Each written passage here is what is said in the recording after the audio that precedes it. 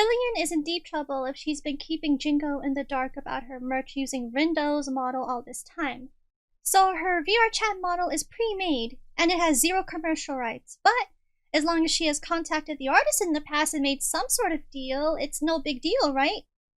Right? Oh no! Hello my hungries, it's Miella Threescoopes and welcome back to Miella's Talking VTubing Space. Oh boy, did I receive another nuclear bomb disaster exploding in my Twitter timeline these past few days. The VTuber Filian, who's well known for her amazing VR chat content, is currently in a boiling pot of water due to her potentially breaching her pre-made model artist's term of use. I say potentially, but judging by this clip alone... You are so beautiful. I'm so glad that you like this model that I paid $0 for and I'm using for free. So what I did was, I went and ripped the model from VRChat illegally. I uploaded it into some software that I downloaded off the internet, which is the same software I'm still using today. Because I saw this girl DM video. She recommended this software called Love It. I said, okay, that'll work. So then I did that. I might just be kidding myself. No, my only question is, did she mean this from a different sort of context, as in it's a joke, or as in she's doing everything else, such as selling merch illegally, and she continues to use it the way she does, illegally, thus she didn't have to pay for it? I don't know. Either way, it could be either or. Now, before I move on with today's VTubing space topic, I want to remind watchers to not go out of their way harassing or sending any more hate toward Filian's way. I understand that she's done a lot of questionable things, but let's be mature about this, okay? This is something I personally never knew about when I first came across her VR chat content. Like most people, or lurkers I assume, I always assumed she owned the design and had legal commercial rights to everything intellectually created. We all know how incredibly strict copyright law is in most countries around the world, and speaking from personal experience with that one artist who I helped get that beautiful fan comic of me that was meant to be a surprise put back on the website called a webtoon, it's not that simple as most people think. It turns out that the model she uses for a majority of her streams is in fact the one blended by Jingo on a Japanese website called Eeee. You can see a picture right here. A pre-made model is pretty much for anyone to use, and to make it into their own if they want via customizable options. But for most of the time, it comes without commercial rights, and that's very much the case here. Continuing on, the artist's license of agreement clearly stated that there's no commercial rights given whatsoever to whoever purchases the 3D model. It's strictly for anyone's personal use, outside, profit seeking purposes, such as selling merch, for example, which Filian has apparently breached countless times by the looks of it.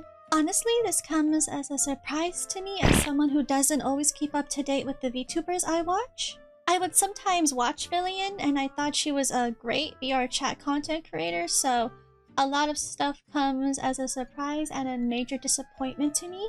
You would think with the type of money Filian makes, she could easily afford the commercial rights if she were to ask, or transition the model into something more original and legally hers.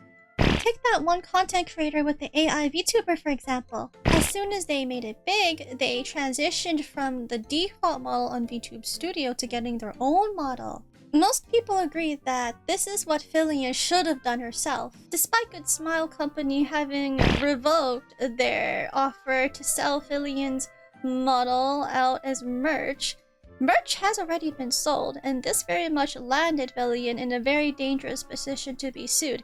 Despite this, I did have a feeling not too long ago that Jingo is going to be the bigger person here and sort it out, even though it's so late into the game to avoid any more drama and backlash. And I was right. Honestly, she should consider herself really lucky because this would have been a total losing case for her. The second most frustrating part in all of this, I have to admit, was people making Twitter posts defending her and saying that she's changed the model enough to make it into her own, where people should get ready for the backlash they'll receive for calling her out on it. I bet they haven't actually read Jingo's term of use on Booth. List 6 and Q.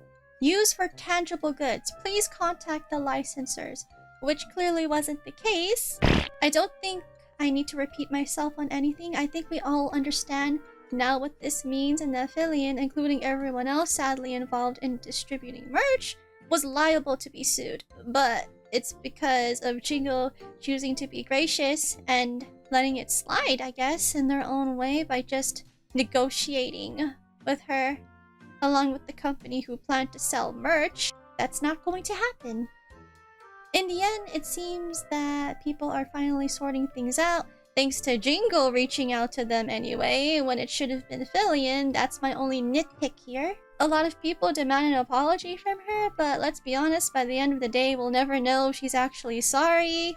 So, I say, why even bother? It's either she'll be genuinely sorry, or she will continue to say oopsie. I'm done talking about this. This came as a huge shock to me, but now I'm curious as to what you guys think. So feel free to like and subscribe if you haven't already. This is my Threescoopes, and it's been fun talking about this. I'll see you soon, my hungries. Licky licky. Bye bye!